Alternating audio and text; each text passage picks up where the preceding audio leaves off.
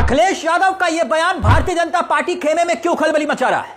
क्यों कहा जा रहा है कि भारतीय जनता पार्टी के खेमे में इस वक्त इस बयान को लेकर खलबली मची हुई है? यह कॉन्फिडेंस अखिलेश यादव को मिल कहां से रहा है कि उनकी सरकार आ रही है और बीजेपी यूपी से जा रही है? एक नहीं, दरअसल 5 आधार हैं। 5 आधार हैं अखिलेश यादव के इस बयान के पीछे।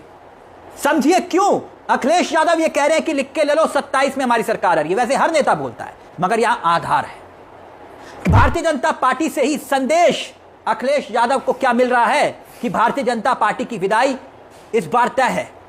कैसे? आपको एक एक करके इस बयान के मायने समझाएंगे। अखिलेश यादव ऐसा क्यों कह रहे हैं कि योगी ही अखिलेश यादव की वापसी की वजह बनने जा रहे हैं?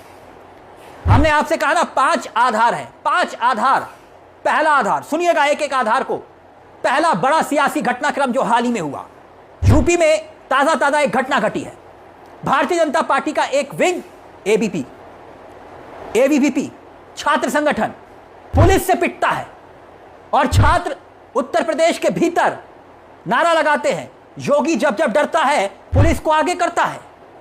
कौन कह रहा है? एबीवीपी के कार्यकर्ता, यानी कि आरएसएस का विंग, छात्र संगठन, भारतीय जनता पार्टी का ही वो चेहरा जो वोट मांगता है युवाओं के बीच में। अब रुकिए, दूसरा आधार समझिए। इस पूरे विवाद से ठीक एक दिन आगे जाइए। दिनेश प्रताप सिंह अमित शाह जिनको चुनाव लड़वाते हैं, राहुल गांधी के खिलाफ रायबरेली से दिनेश प्रताप सिंह एक चेहरा जो धरना दे रहे थे, वो चिट्ठी लिखते हैं किसको?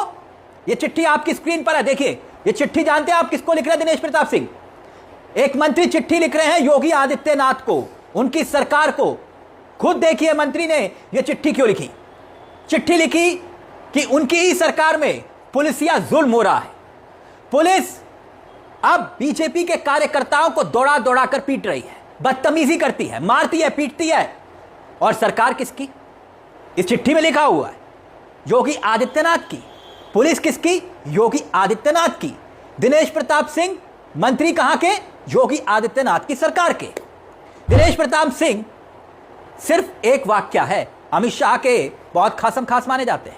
अब तीसरा आधार सुनिए। पहला, एबीवीपी छात्रों को कूटा।